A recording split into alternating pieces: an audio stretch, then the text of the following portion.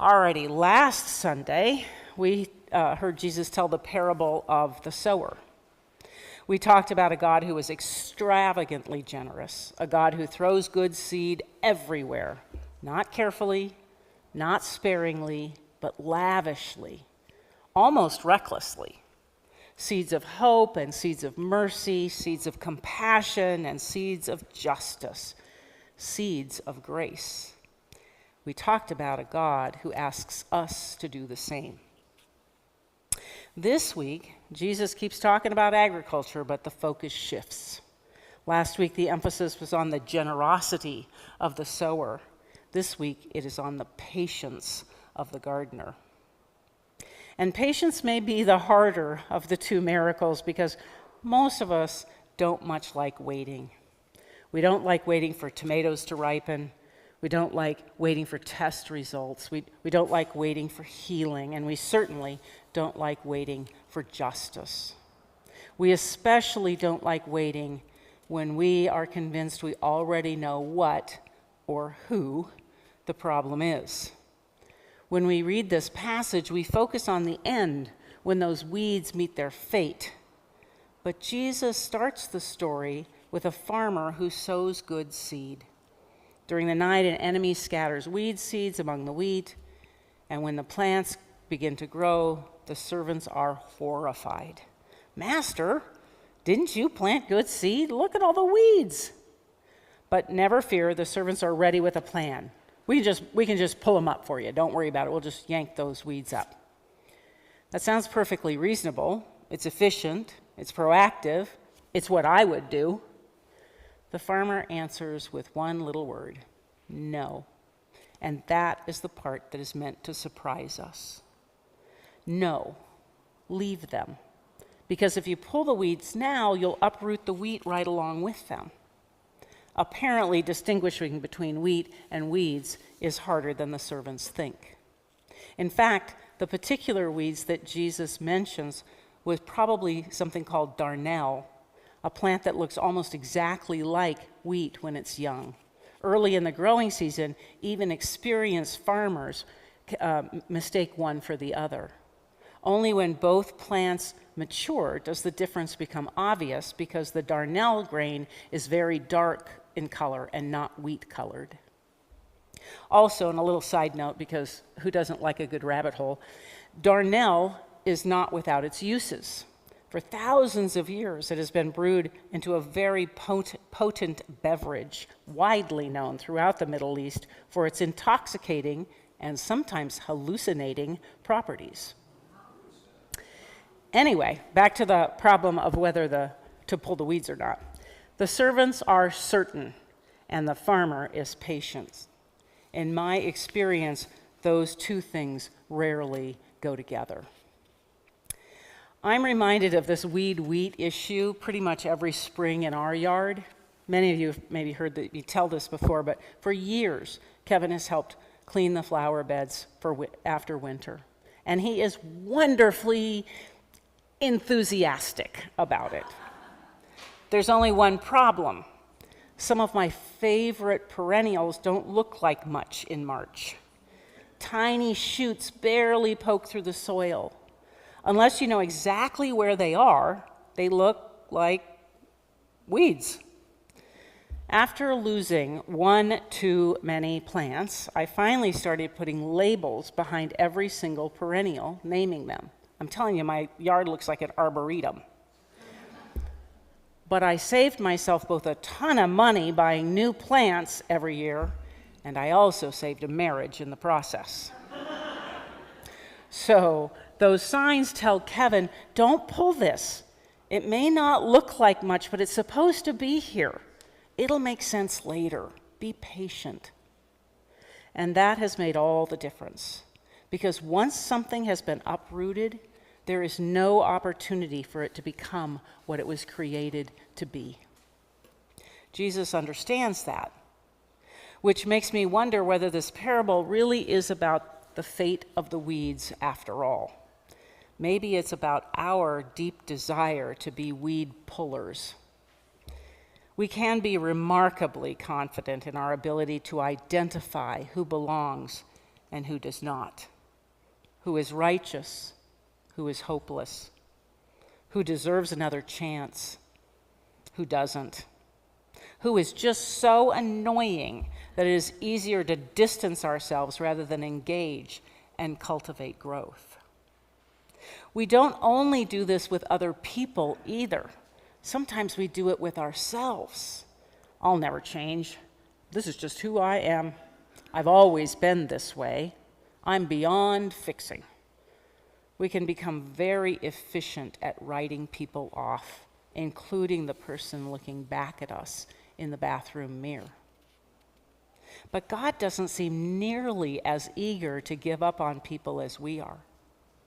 The farmer says, wait. Wait because you don't see the whole picture. Wait because you might be wrong.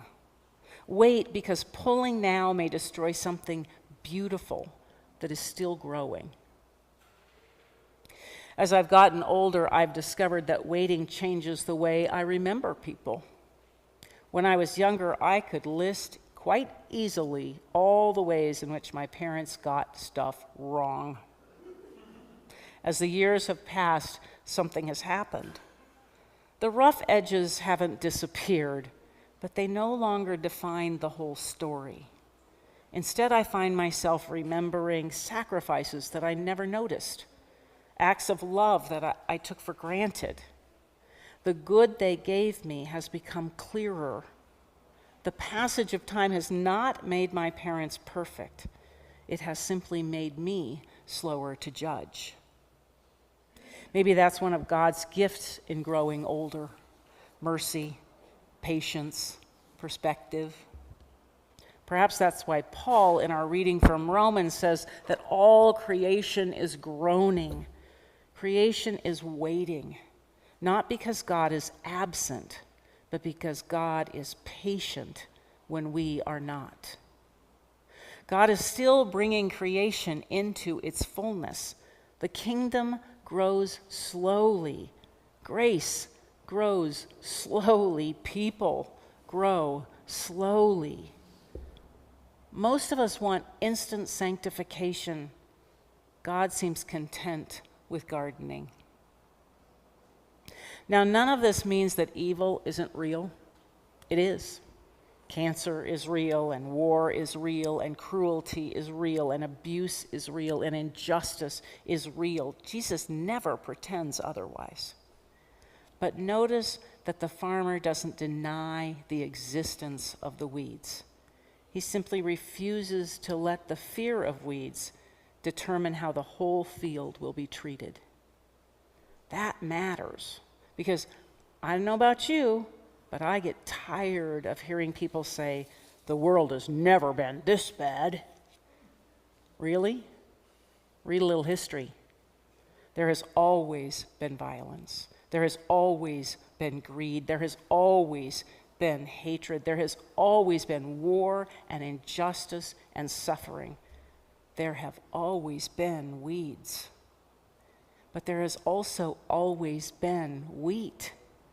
There have always been people who are feeding the hungry, or welcoming strangers, or forgiving enemies, or building hospitals, or teaching children, or standing up for justice, or giving quietly, or serving faithfully. The wheat and the weeds have always grown together. If all we see are weeds, perhaps we've just stopped noticing the wheat. One of my favorite sayings as a gardener is, a weed is simply a plant growing where someone doesn't want it. That's wonderfully humbling. Corn is a weed in a soybean field. And a rose bush, believe it or not, is a weed in the vegetable garden. Sometimes the difference between a flower and a weed is simply location, which should make us very cautious before deciding who belongs in God's field and who doesn't. There's an anonymous poem in which a person imagines arriving at the gates of heaven and looking around and being astonished to find all sorts of people there. People that the person had judged as spiritually unfit and most definitely not headed for glory. The final line is perfect. Every face showed stunned surprise. No one expected to see me. Exactly. Maybe that's the healthiest posture any Christian can take. Not certainty, but wonder. Wonder that grace is larger than we imagined.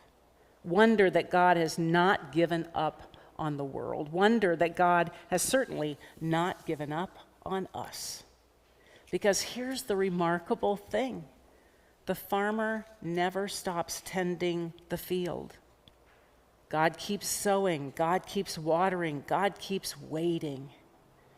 Every morning, God plants fresh seeds of compassion and hope and courage and forgiveness and wisdom and love into the human hearts. Each day brings another opportunity for the kingdom to break in or maybe break out. Every moment holds the possibility that someone that we had dismissed may surprise us. That's why the work of sorting is not ours. The work of growing is. So this week, instead of asking, who are the weeds? Perhaps we should ask, where is God patiently growing something in me that isn't finished yet? And instead of writing someone off because they don't yet measure up, we could ask, where might God be growing something beautiful in someone I have been too quick to judge? The patient gardener is still at work, and thanks be to God, the field belongs to him and not to us. Amen.